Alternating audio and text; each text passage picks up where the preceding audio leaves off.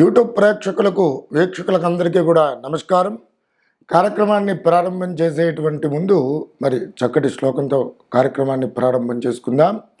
శ్రీ విద్యాం జగదాం దాత్రిం స్వర్గస్థితి లయేశ్వరీం నమామి లలితా నిత్యం మహాత్రిపుర సుందరీం చతుర్భుజే చంద్రకళావతాంసే కుచున్నతే కుంకుమారాకశోనే పుండ్రక్షుపాశాం పుష్పభానాం హస్తే నమస్తే జగదే కమాత జ్ఞానానందమయం దేవం నిర్మలాస్ఫటికాకృతిం ఆధారం సర్వవిద్యానాం మహాయగ్రీవముపాస్మయే.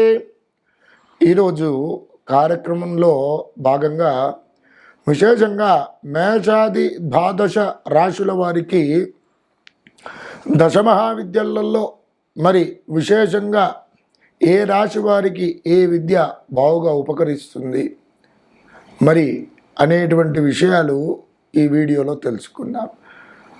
అలాగే మరి ఏ దేవత స్తోత్రపారాయణము దశమహావిద్యలలో కనుక మేషాది ద్వాదశ రాశుల వారు అనుసంధించినట్లయితే బావుగా ఉపకరిస్తుంది, ఉపయోగపడుతుంది. అలాగే ఈ దశమహావిద్యల యొక్క విశేషమైనటువంటి మరి విశిష్టత, వీడి యొక్క ప్రభావం అనేటువంటిది ఈ వీడియోలో తెలుసుకుందాం.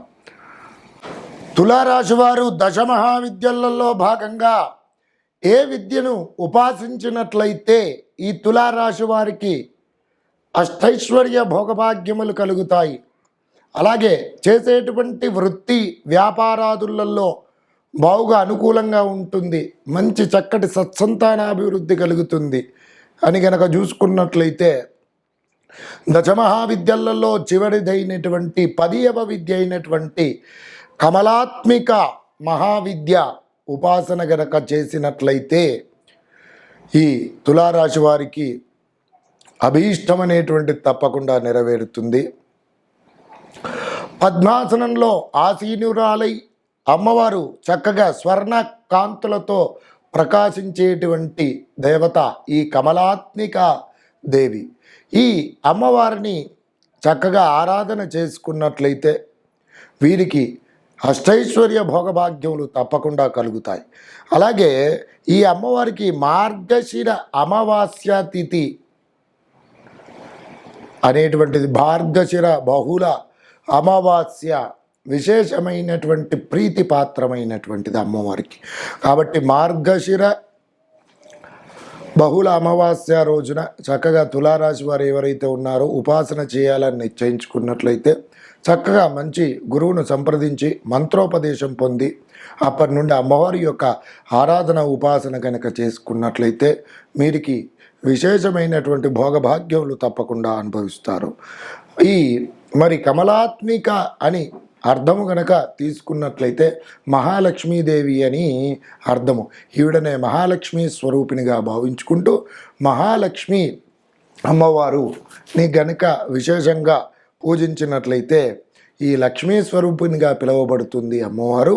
ఈవిడనే కమలాత్మికాదేవి అని చెప్పి పిలుస్తారు. కాబట్టి ఈ తులారాశి వారు ఈ అమ్మవారిని ఆరాధన చేసుకున్నట్లయితే యోగకారకమైనటువంటి పరిస్థితులు పొందుతారు. ఈవిడ పరమ శాంతస్వరూపిణి. మరి ఈ విద్యను కనుక ఉపాసించినట్లయితే ముఖ్యంగా సకల విధమైనటువంటి సంపదలని అమ్మవారు కలగజేస్తుంది. అలాగే చక్కటి పౌత్రాభివృద్ధిని కలగజేస్తుంది. అలాగే సుఖ సంతోషాలని సాధకుడికి చక్కగా అమ్మవారు అనుగ్రహం చేస్తూ ఉంటుంది.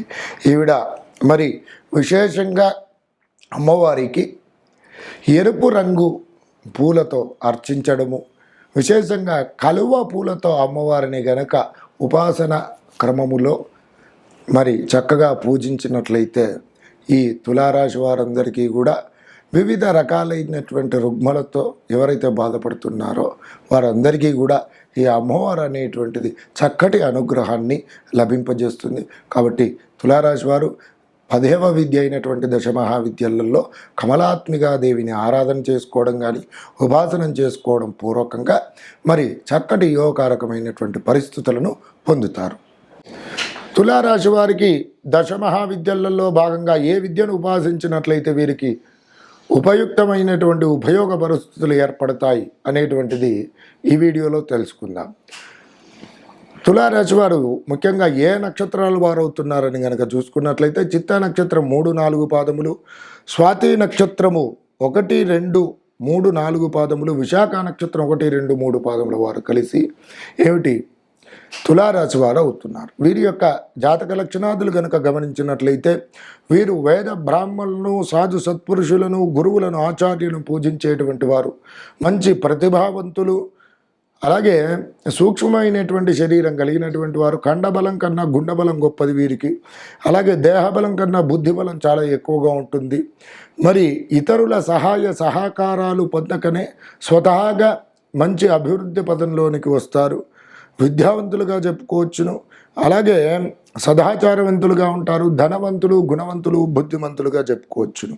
అలాగే వ్యాపార దక్షత, నైపుణ్యం తెలిసినటువంటి వారు, వివిధ రంగాలలో మంచి వ్యాపార సంస్థలు అనేటువంటిది నెలకొల్పి మరి సమాజ శ్రేయస్సురీత్యా గొప్ప లక్షణాలు కలిగినటువంటి వ్యక్తులుగా వీరికి చెప్పుకోవచ్చును.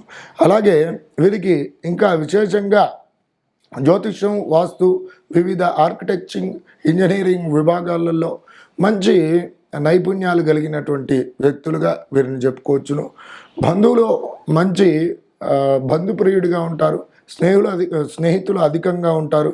అలాగే వివిధ రంగాలలో విశేషమైనటువంటి పేరు ప్రఖ్యాతులు సంపాదించడం వీరి యొక్క జాతక లక్షణాదులు. ఇక వీరు ప్రతినిత్యం కూడా అనుసంధించవలసినటువంటి నామజపం కనుక చూసుకున్నట్లయితే ఓం తత్వనిరంజనాయ తారక రామాయ నమః అనేటువంటి నామాన్ని ప్రతినిత్యము కూడా మరి ఉచ్చరించినట్లయితే, నామజపం చేసుకున్నట్లయితే వీరికి ఉత్తమోత్తమ పరిస్థితులు తప్పకుండా కలుగుతాయి. మీనరాశి వారు ఎవరైతే ఉన్నారో దశమహావిద్యలలో భాగంగా ఏ విద్యను ఉపాసన కనుక చేసుకున్నట్లయితే మీనరాశి వారికి యోగకారకమైనటువంటి ఫలితాలు కలుగుతాయి అని కనుక చూసుకున్నట్లయితే దశమహావిద్యల్లో రెండవదైనటువంటి మహావిద్య తారాదేవి అని చెప్పబడింది. ఎవరైతే శ్రీ తారాదేవి యొక్క ఉపాసన చేస్తారో వారికి అష్టైశ్వర్య భోగభాగ్యములన్నీ కూడా కలుగుతాయి. ఈ తారాదేవి నీలవర్ణంతో ప్రకాశిస్తూ మరి ఉండేటువంటి దేవత తారాదేవి. ఈ దేవికి ప్రీతికరమైనటువంటి మాసము చైత్రశుద్ధ నవమి అత్యంత ప్రీతిపాత్రమైనటువంటిది.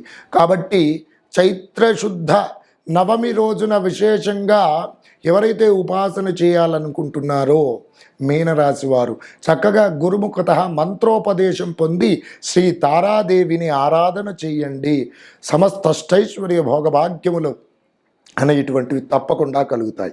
అలాగే ఈవిడ వాక్కుకు అధిదేవతగా చెప్పబడింది. ఈమెనే నీల సరస్వతి అని కూడా పిలుస్తారు.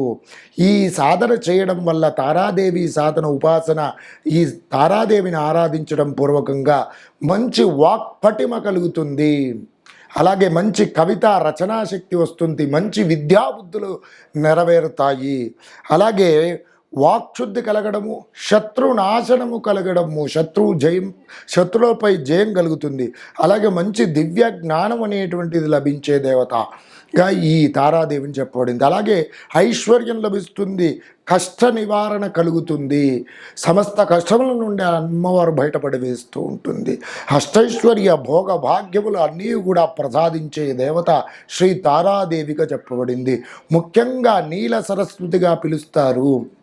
మంచి వాక్శుద్ధి అనేటువంటిది కలగడము, జయం కలగడం, కార్యజయం కలగడము ప్రసాదించే దేవత శ్రీ తారాదేవి. కాబట్టి మీనరాశి వారు ఎవరైతే ఉన్నారో చక్కగా శ్రీ తారాదేవిని ఆరాధించి సకలస్థైశ్వర్య భోగభాగ్యములు పొందండి. యోగకారకమైనటువంటి పరిస్థితులను పొందండి. నమస్కారం.